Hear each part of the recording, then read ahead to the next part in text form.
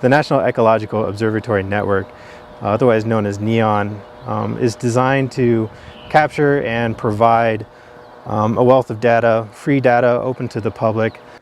We are here in Pu'umakala Natural Area Reserve on the island of Hawaii, and this is the very last site of the entire NEON network. There are 81 terrestrial and aquatic sites, and we're the last one.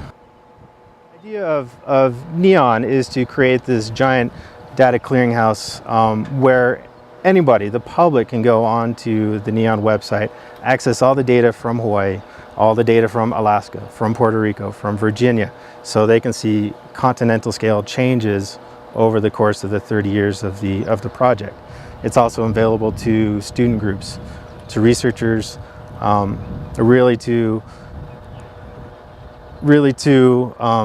kind of excite people about science and the type of measurements and the type of data that we can collect and how it connects to the changes that they see around them. That's a huge benefit to the National Ecological Observatory Network, is that there is guaranteed standardized protocols to measure everything. Here in Hawaii is the exact same that's being measured across the nation. It's a 30-year project funded by the National Science Foundation, and there is no other observatory network quite like NEON.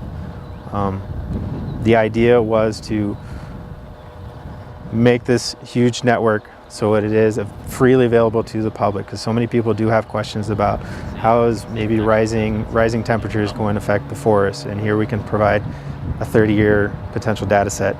How can these potential environmental changes affect invasive species, which is extremely important here in Hawaii.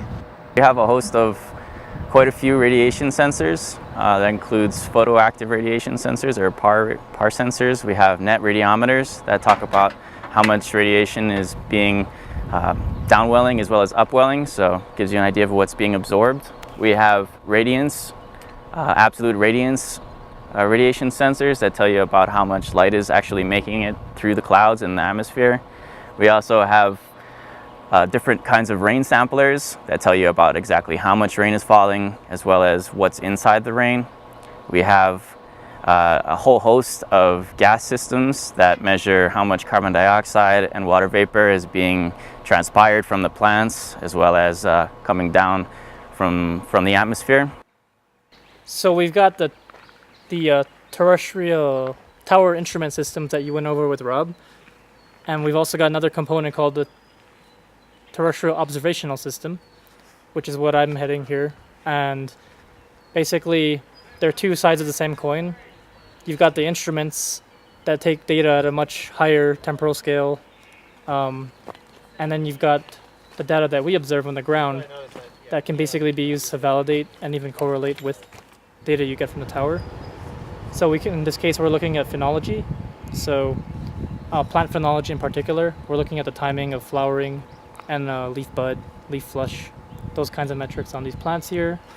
It's absolutely exciting to work in such a beautiful, beautiful forest, and we really try hard to protect this forest.